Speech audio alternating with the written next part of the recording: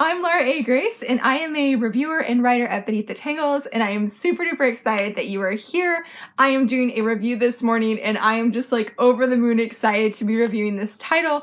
To all those who said I would love this, you were right. You were right. I picked up this title during the manga shopping video that we did recently here on Beneath the Tangles. I picked up this manga title and another one, which I will actually be reviewing next.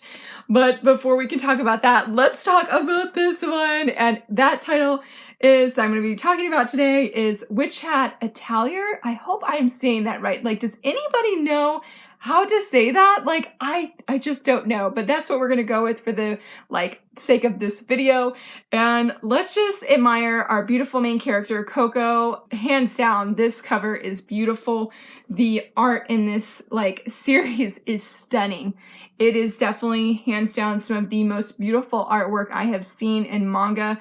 There is such a focus and just an importance on the details of the characters, the story world, the setting, just all of it. All of it is so beautiful. But in case if you're not familiar with Witch Hat Atelier, because to be honest, I had seen it all over on Instagram. I have personal friends who love and rave about this series, but I have never picked it up. I hadn't even picked it up at the bookstore just because I was curious. But as you guys can see, that's definitely changed now, and I can say that I would love to read the rest of this series, especially with that cliffhanger.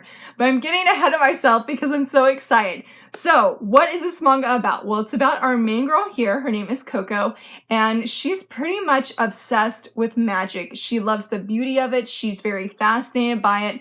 And our guy here, I do not know how to say his name, so I'm not going to even try, but he comes to her village one day, and she's really shocked, and through some interesting events, something happens, and Coco actually sees this witch here use, I guess, his powers or his ability, and he tells her, you can't watch what happens.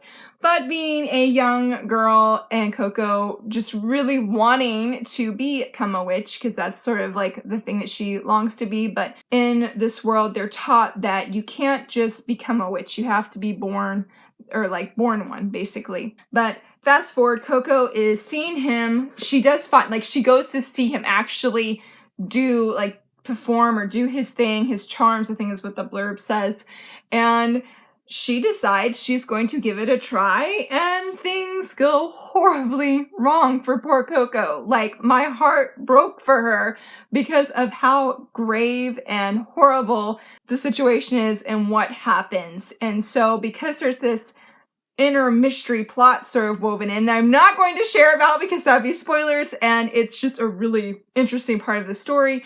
But through these horrible things that happen, or horrible thing that happened, I should say, just singular, not plural, she ends up being his apprentice and actually becomes and learns how to be a witch and how to use manga, use magic safely in this world. And so begins Coco's adventure of being what she has always wanted to be, but thought that she can never be. I have to be honest and say I like fantasy, but I am not a huge personal fan of reading about witches and spells and whatnot. I've never really been into Harry Potter. I tried it many years ago, and I just couldn't. When I was a kid, I just could not get into it, and I've never returned back to it as an adult to see if maybe I would feel differently. But I felt like this gave me a little bit of Harry Potter vibes from what I've heard other people say. And I am just extremely impressed because saying that, I loved this manga. I was so hooked, and I just felt like a little kid again reading this, to be honest.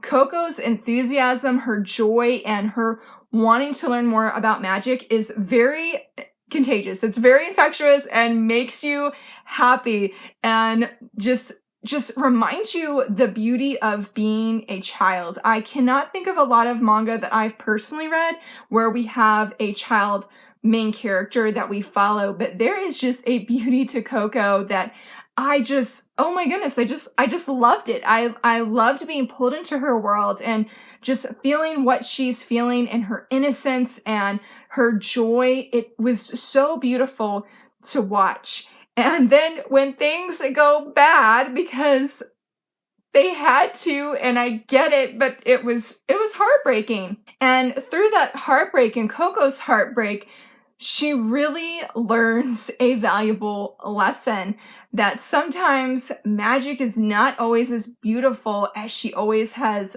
felt and thought that it was. And while I was very sad for Coco, I did love just what she learns from this. I love how she is being challenged in this, and that, you know, things are not always what they have been said to her, and that things can be different and change. Because one of the really cool parts is the opening page here, or well, it's not this, but I guess you would say it's the opening page, which is colored and so beautiful. But I love just the questions it asks, because it starts off saying, is an athlete always an athlete even from birth? What about astronauts or pop stars? You can't know what you're going to be until you grow up, right? So what about witches? Is it the same for them? I love this questioning so much. I feel like, yes, this is a fantasy story, but I feel like there's just message for readers that if I've been told that I can never be this because of XYZ, or I can't be this because I wasn't born this way, that this story challenges that. Like, she's right. I mean, are athletes just naturally born athletes? The same, like she said, astronauts or pop stars? No. And you won't know until you grow up. So, I mean, yes, sometimes as a kid, we know what we want to be when we grow up and we become those things. But sometimes that they change along the way. And when you grow up, you're like, man, well, I sort of want to do this instead. And I just love that takeaway for me personally. I found that very encouraging. And I can imagine that would be very encouraging to young readers that, you know, if there's that one dream you have, that don't give up on that dream, because you never know how that dream could come to reality. And for Coco, it was. And the way her dream comes to reality is, yes, very heartbreaking, but there is a chapter that is so good. And I love how she was able to use her upbringing, what she had learned, who she is, to make that dream very much a reality. It was one of my favorite parts of the whole book, because I feel it's where she really embraces who she is. Yes, she is becoming a witch and whatnot, but that doesn't mean she has to change who she is to be that either. She can still be herself and be true to herself. Such a good message. Such a good message. I loved it. I love just this whole world. And this is so cool. I have never read a manga, okay, that had a map. And I'm so excited because it probably sounds a little bit cheesy, but when I'm on Instagram, there is the hashtag. I think I can't remember exactly what the hashtag is now. I think it's Map Monday or Monday Map or Maps Monday, something along those lines, where on Monday you share a map. And I have always wanted to participate in this, like, especially with manga, but like I said, I've never seen a map in a manga until this manga. Look at this. Oh, wrong page. I'm trying to show you this page. Look at this page. Look at this. I mean, it goes a little bit more in depth to the world, and it is just so awesome. I mean, we visit quite a few places, and I loved all of them. They're all very unique, and I am just pumped to see more of this world. Like, the setting is gorgeous, and it's very unique, and I guess in a way, saying that, it makes me think a little bit of The Hobbit. Where is that master's house? Because she flies in right here. Look at this. Look how beautiful that home is. Oh, well, this is sort of where they live, where her master lives and the other apprentices. And it is just beautiful. Like I said, the whole world, very unique story world and world building, and very memorable and just engaging. No matter where they are in this world, it instantly pulls you in. Now, whether that pulls you in because of the danger that's going on or because of the interesting things, it still pulls you in. And fun thing, there is a Pegasus. A Pegasus, like, oh my goodness, like, that was so cool. I totally nerded out on that. And there is a dragon. I cannot say I have actually seen a European-like dragon in a manga either. So, like, this whole manga was like a bunch of firsts for me. I mean, I've read other fantasy, but this was a more, I feel like, quote unquote, true to heart fantasy, in that you have a lot of those I guess like with the witches and mixing of dragons, we don't have any knights just yet, but I loved it. I loved it so very much. It is just a fantastic story, and it was interesting. So this is one of the girls that Coco is going to meet. She's an apprentice at the place I showed earlier, like they're his apprentices, and they were interesting. I am very curious to see how things go. Had to think about that for a second because I didn't necessarily like all of the girls. In fact, for whatever reason, it made me think of Madeline, though Madeline doesn't really come across any issues. Like the book Madeline, I should say.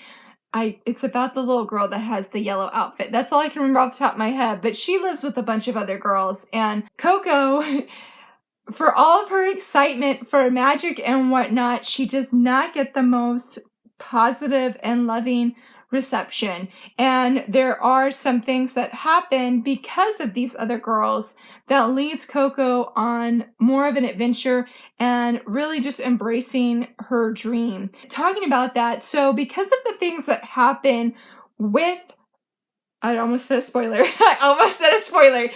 Earlier in the manga, the heartbreaking incident, I guess you would say, it was interesting to see even how Coco's view of magic had changed after that.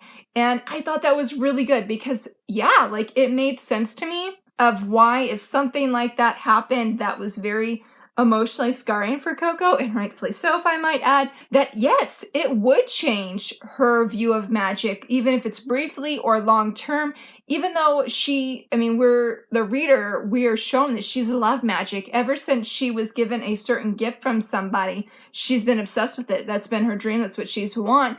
And then when she's able to get it, she's sort of leery. And that was a very good, interesting thing. And so as the story unfolds, the ending is the cliffhanger. I'm just going to say that right now. And I was like, I wish I had volume 2 on hand because I was not prepared for that cliffhanger whatsoever. But I like how there is going to possibly be a struggle for Coco, and that this whole journey for her is not necessarily easy. Well, maybe not necessarily. It's not easy. And she does see that, and she does talk about that just because she can do magic and was able to do it once doesn't mean it's easy, doesn't mean it's not going to take practice or take time learning. And I like that because like I said, it's not easy for her, and I feel like it makes her more of a relatable character because she's not instantly this chosen young girl and instantly has these magical abilities and instantly knows how to use them correctly. So that was a really good, nice change with that. But I feel because of the ending and things that happen in that cliffhanger that Coco is going to be facing greater challenges and that they are going to challenge her own ideas. I think I mentioned that earlier, but her own ideas and her beliefs that she's had about magic, and that she's going to have to make some hard decisions, personal decisions about what she thinks and about what she feels. She is in good hands though, I have no doubts, because her master, I love his character. He is so amazing. He is such a great mentor, a teacher. He is just so awesome, and I love how caring he is, not just towards Coco, but for all of these girls, and how he genuinely cares about who is learning magic and what happens. He is just a fantastic role model, and just like I said, like a great mentor for young Coco and these young women. He is very knowledgeable, and he is very not pushy. I don't know what a good word would be. He's very encouraging. There we go.